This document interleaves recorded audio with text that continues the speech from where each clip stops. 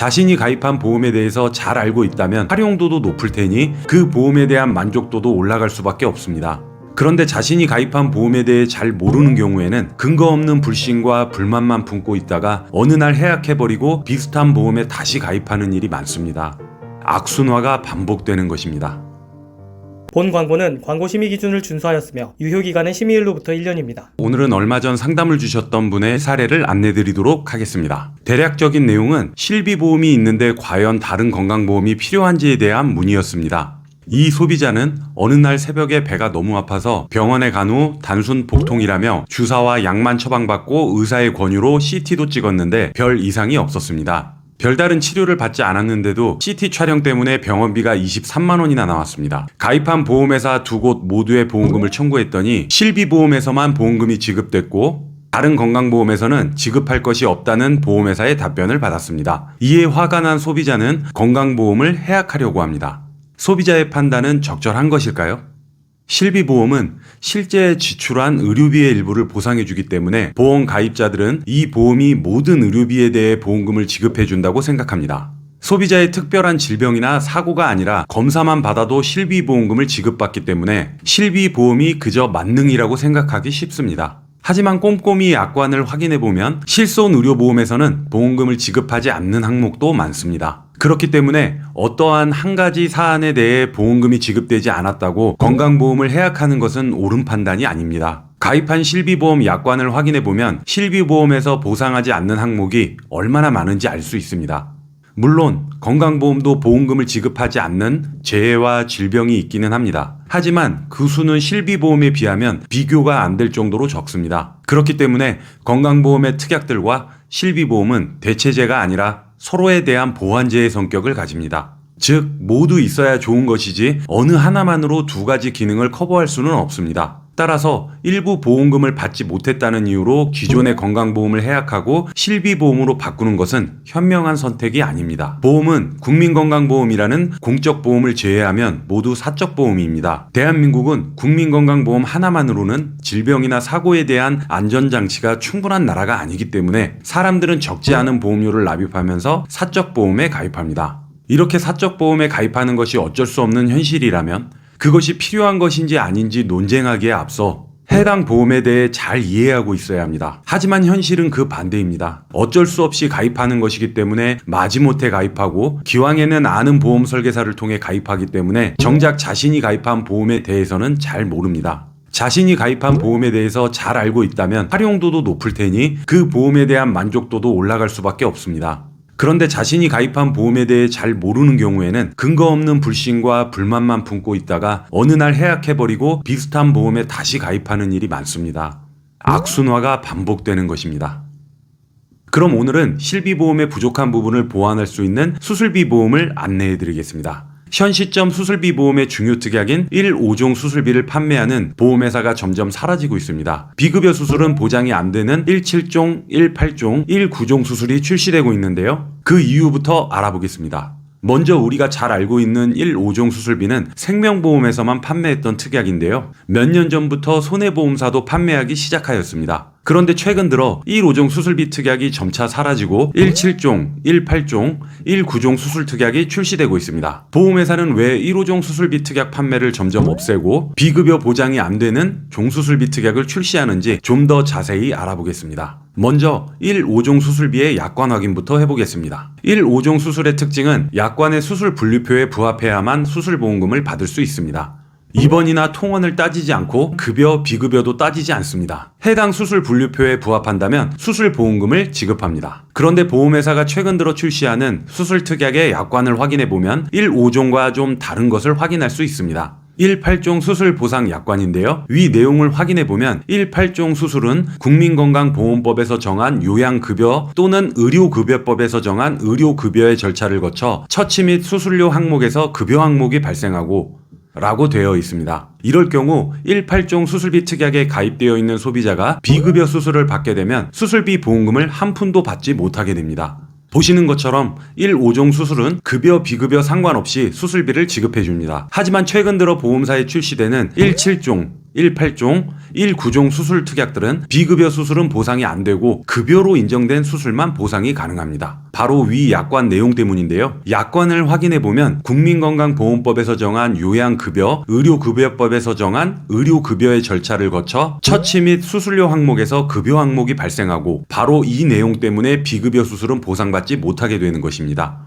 그럼 보험회사들은 왜 1호종 수술을 판매하지 않고 비급여 수술을 보상하지 않는 17종, 18종, 19종 수술 특약을 판매하려 하는 것일까요? 비급여 수술 중 하나인 배나실 수술로 예를 한번 들어보겠습니다. 배나실은 하지정맥류 환자들이 받는 수술로 최근 들어 하지정맥으로 인한 배나실 치료를 하는 경우가 늘어나고 있습니다. 수술 방법은 복제정맥 내에 정확한 위치에 카테터를 위치시킨 뒤 카테터를 치료할 정맥에 시아노아크릴레이트라는 인체용 본드를 서서히 주입한 후 초음파 기계로 안을 보면서 압력을 가하여 정맥을 붙이는 수술입니다. 의사들이 권하는 비급여 수술 중 하나인데요. 건강보험심사평가원이 제공하는 비급여 진료비 정보를 확인해보면 놀라실 수밖에 없습니다. 위 사진은 건강보험심사평가원에서 비급여 진료비 정보를 조회한 것인데요. 비급여 치료인 배나실 치료 비용이 명시되어 있습니다. 어떤 의원이 배나실 수술 비용으로 200만 원을 받는 데 반해 최대 1,500만 원을 받는 의원도 있습니다. 무려 1,300만 원의 치료비 차이를 보입니다. 같은 수술 방법인데도 의사들이 마음대로 비용을 책정할 수 있는 비급여 수술은 환자에게 권할수록 의료기관이나 의사들이 더 많은 돈을 벌 수 있습니다.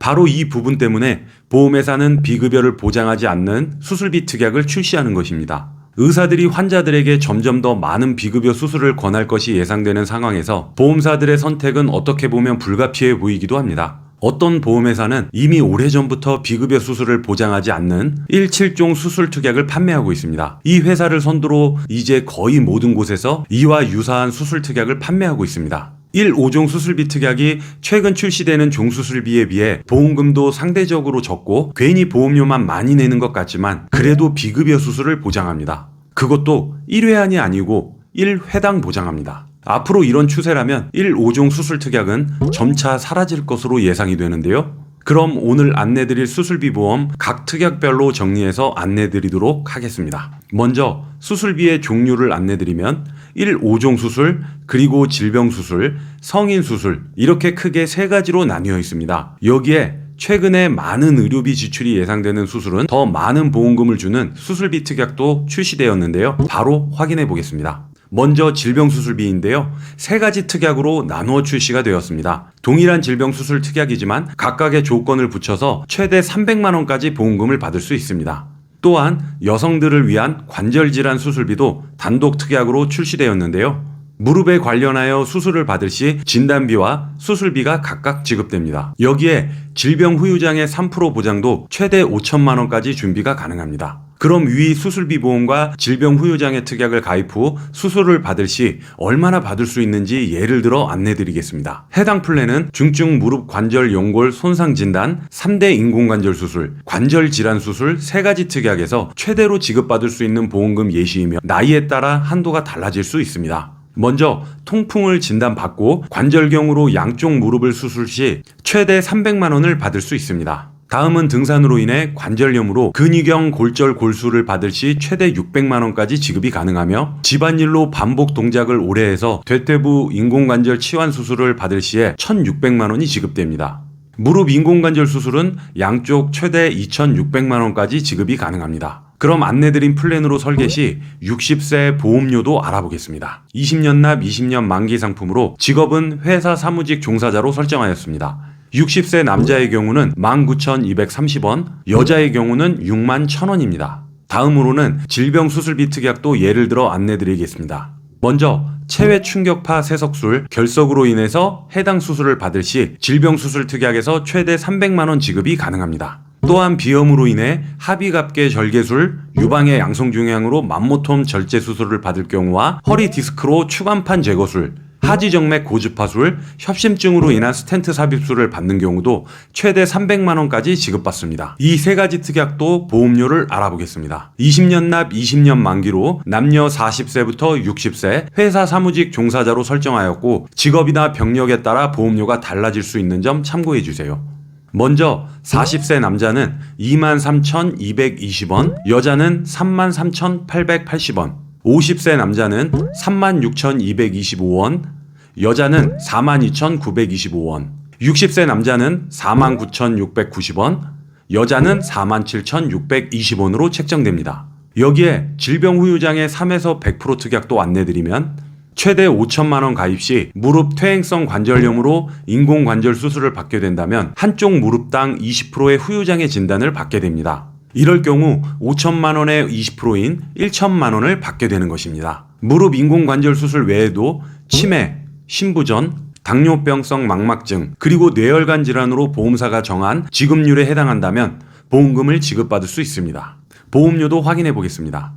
50세에서 60세, 20년 납 20년 만기, 직업은 회사 사무직 종사자로 설정하였습니다. 마찬가지로 병력으로 인해 보험료가 변동될 수 있는 점 참고해 주세요. 먼저 50세 남자는 21,350원, 여자는 23,650원, 55세 남자는 21,060원, 여자는 23,820원, 60세 남자는 37,290원, 여자는 42,330원입니다. 끝으로 오늘 안내드린 수술비 특약은 질병수술, 관절질환 수술, 질병 후유장애 각각 준비가 가능하고 또한 모두 가입도 가능합니다. 그럼 수술비 보험으로 실비 보험의 부족한 부분을 보완해 보시는 걸 추천해드리면서 오늘 영상 마무리하겠습니다. 궁금한 부분이 있으시면 아래 댓글 클릭 후 상담 신청 남겨주세요. 영상 끝까지 시청해 주셔서 감사합니다.